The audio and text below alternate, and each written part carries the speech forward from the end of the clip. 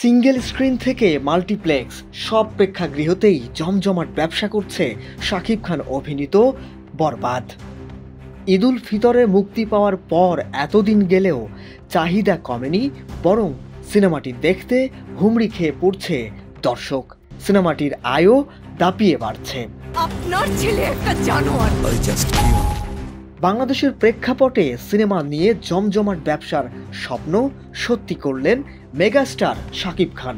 এর আগে মুক্তি পাওয়া প্রিয়তমা সেই স্বপ্নের দ্বার উন্মোচন করে। প্রিয়তমার পরিচালক ও প্রযোজকদের দাবি, প্রিয়তমার গ্রস কালেকশন প্রায় 44 কোটির ওপারে। ঢাকায় সিনেমায় যেটাকে সর্বোচ্চ আয়ের রেকর্ড বলা যেতে পারে। ঠিক 1 বছর পরই প্রিয়তমার রেকর্ড ভেঙে দেয় শাকিব খানের আরও একটি সিনেমা। রায়হান রাফি নির্মিত তুফান নিয়ে এবার ঝড় তোলেন শাকিব। লন্ডভন্ড করে দেন ঢালিউডের অতীতের সকল রেকর্ড।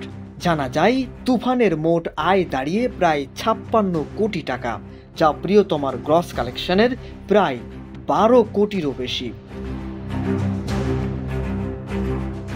এরপরেই ভক্তরা ভাবতে শুরু করেন, বলিউডের মতো এবার হয়তো ঢালিউডেও 100 কোটির ঘরে পা রাখতে পারে ঢাকায় কোনো সিনেমা, আর সেটা মেগাস্টার শাকিব খানের হাত ধরেই সম্ভব হতে পারে।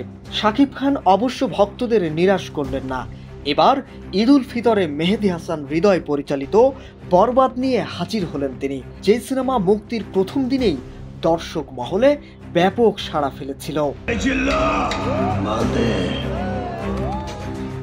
এরপর সময়ের সাথে সাথে বরবাদ দেখতে সিঙ্গেল স্ক্রিন মাল্টিপ্লেক্সগুলোতে দর্শক যেন হুমড়ি খেয়ে পড়ল। বরবাদ দেখতে প্রেক্ষাগৃহে দর্শকদের এতটাই চাপ ছিল যে শাকিব খান বলেই ফেললেন তার পরিবারের মানুষও টিকিটের অভাবে নাকি সিনেমাটি এখনো পর্যন্ত দেখতে পারছেন না। সিনেমা মুক্তির প্রথম সপ্তাহ শেষে বরবাদের প্রযোজনা প্রতিষ্ঠান রিয়েল এনার্জি প্রোডাকশন জানায়, মুক্তির প্রথম 7 দিনে বরবাদের গ্রস কালেকশন 27 কোটি 43 লক্ষ টাকা, যা ছিল তুফান প্রিয়তমাকে ছাড়িয়ে গিয়ে এক নতুন রেকর্ড।